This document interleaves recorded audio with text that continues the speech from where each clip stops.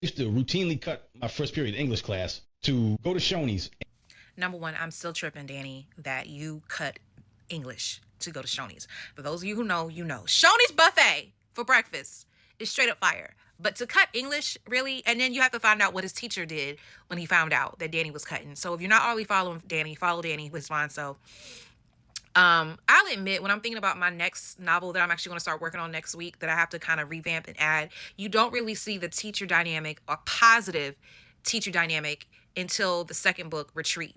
So Reverse is, the preteen love story between Donovan and Monica, and then it goes further in Retreat. And it actually, when Retreat starts, they're in their 8th grade school year, and that's where you really see the relationships I had with my teachers growing up. You have Mrs. Dyer, who's now Mrs. Coakley. She was one of my favorite teachers at Alice Drive. How she would look out for us, how not necessarily let us get in trouble and do things, but she wanted to do well in her class. Same thing for Coach Baker.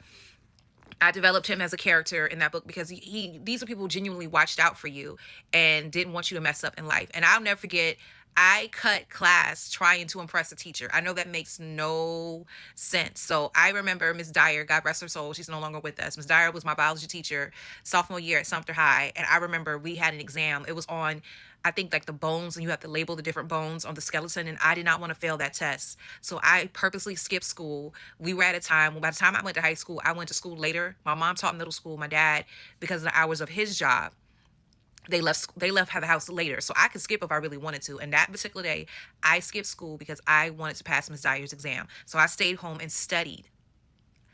As much as I did not push myself academically, I made sure I passed Miss Dyer's class. And that goes to show, when you have a good relationship with your students, the kids will rise to your level of expectation, how much you realize you care for them.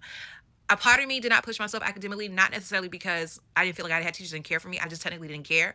But teachers who poured a little bit more into me. I'm thinking about Miss Deaton, our Spanish teacher at Sumter High. There were certain teachers I worked harder for because there was a level of expectations that you wanted to rise to. So I remember skipping school because I wanted to impress her and score really high on this exam. Now, I'll admit, other ways I skipped school, and I didn't skip school a lot. Let's put that out there because I'm pretty sure my mom may pull up this video somehow, some way. I remember one other time skipping, and not really skip school. What it was, we had an hour-long lunch. And I wanted to go pick up my contacts from Sears. Does anybody remember when Sears used to have like a whole optical center where they would have eye exams and glasses and contacts? And I wanted to pick up my contacts. Fun story. I'm sidetracking right now. That's when contacts were super expensive, and I remember only having one. So I remember calling myself pulling a Aaliyah, and I would swoop my hair to one side over my eye because I couldn't see.